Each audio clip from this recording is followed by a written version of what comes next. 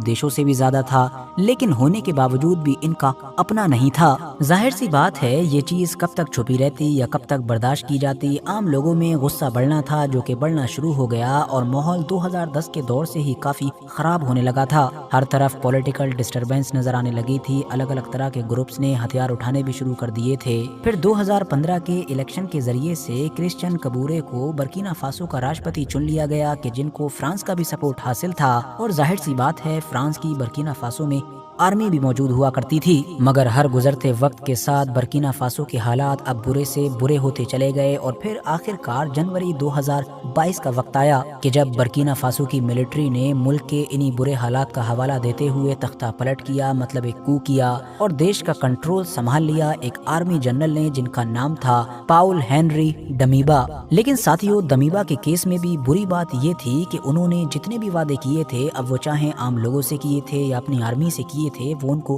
पूरा नहीं कर सके।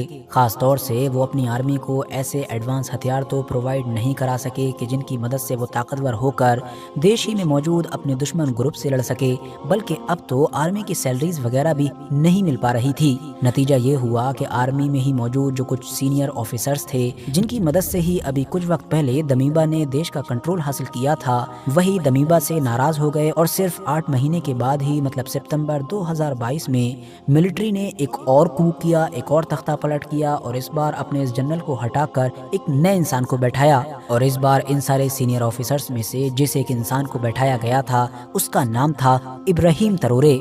इब्राहिम ने गद्दी संभालने के कुछ महीने के बाद ही, मतलब कि जनवरी 2023 में, पहले तो फ्रांस के साथ उनका जो डिफेंस पैक्ट था, जो मुआहदा था, उसको खत्म किया। वैसे तो इस कदम ने ही दुनिया को काफी हैरान किया, मगर शुरू में ज्यादातर लोगों को यही लगा कि भला फ्रांस जैसा ताकतवर देश बर्किना फासो से इतनी आसानी से कैसे निकल जाएगा।